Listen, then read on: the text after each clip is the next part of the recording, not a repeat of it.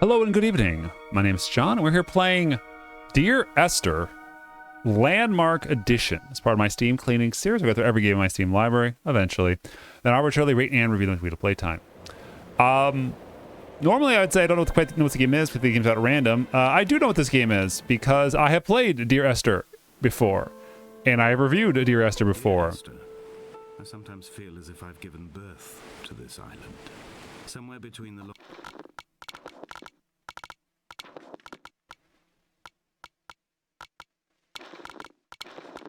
longitude and latitude, a split opened up and beached remotely here.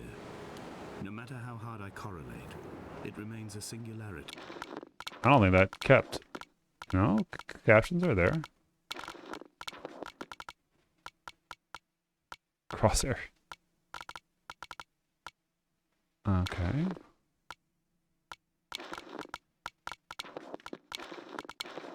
I don't know why I don't have my subtitles. A point in my life that refuses all hypothesis.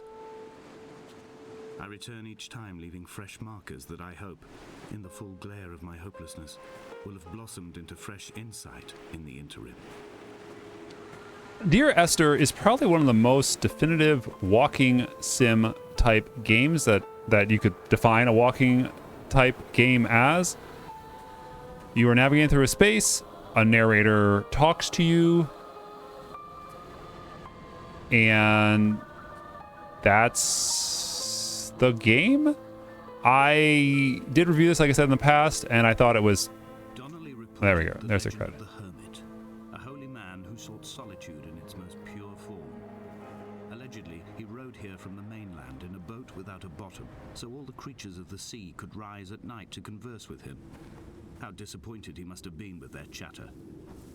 Perhaps now, when all that haunts the ocean is the rubbish dumped from the tankers, he'd find more peace.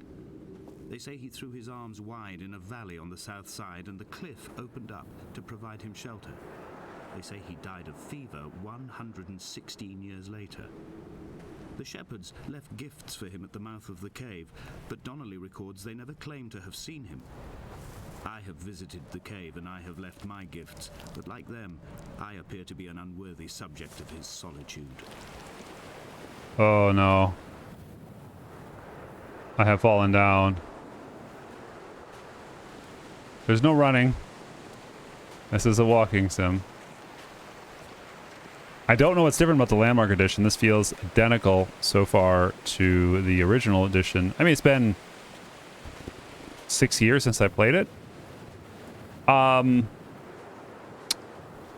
In general, I find that this style of... You can see the lights sometimes from a passing tanker or trawler.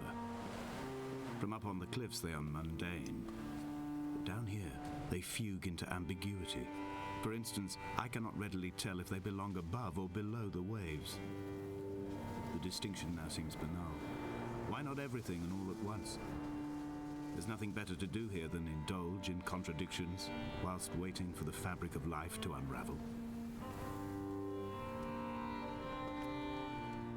Yeah, this feels about the same.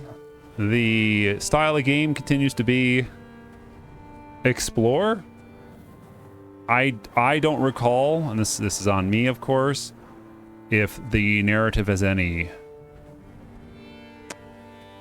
stern resolution, strong resolution, complete resolution. I decided it would never be missed as I slipped it under my coat and I can avoided zoom. the librarian's gaze on the way out. If the subject matter is But I don't obscure, run. the writer's literary style is even more so. It is not the text of a stable or trustworthy reporter. Perhaps it is fitting that my only companion in these last days should be a stolen book written by a dying man.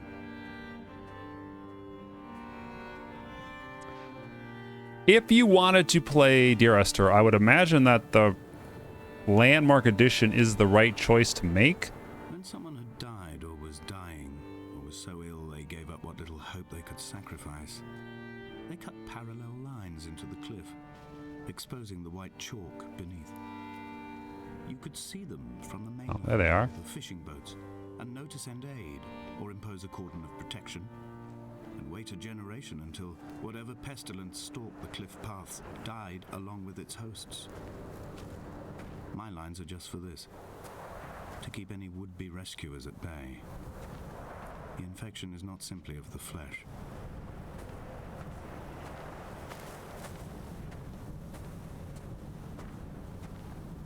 Fundamentally, I am still not convinced that this style of walking sim fully utilizes the medium of a video game. I quote directly: a motley lot with little to recommend them. I have now spent 3 days in their company. That is, I fear, enough for any man not born amongst them. Despite their tedious inclination to quote scripture, they seem to me the most godforsaken of all the inhabitants of the Outer Isles. Indeed, in this case, the very gravity of that term, forsaken by God, seems to find its very apex. It appears to me that Donnelly, too, found those who wander this shoreline to be adrift from any chance of redemption. Did he include himself in that, I wonder? Bonk.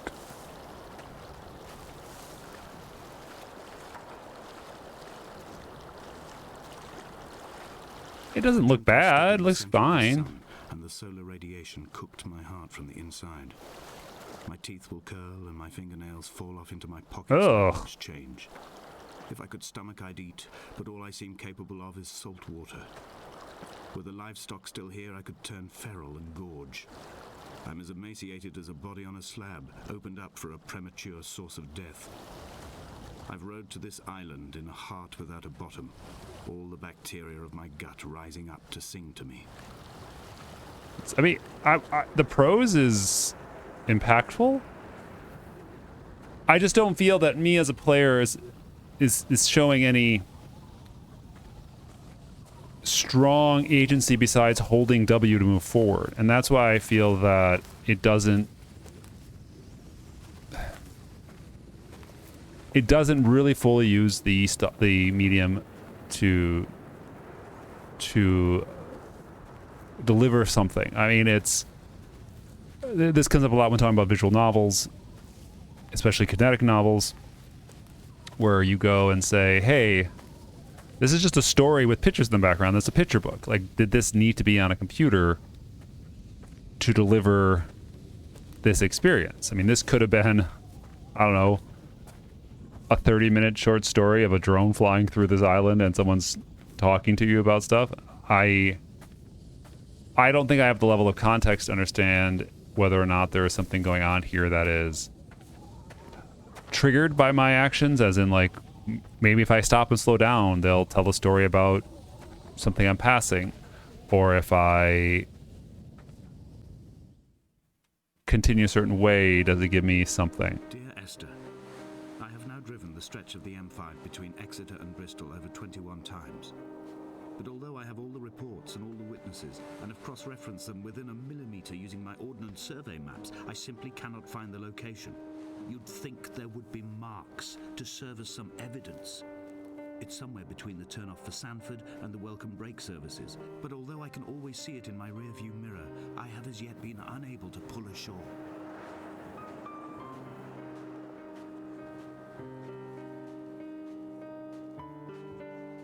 I feel that if you were going to do a Landmark Edition and expect players to play this game twice, you gotta give them a run button. Gosh. I'm gonna check the store page. Tell me what is difference.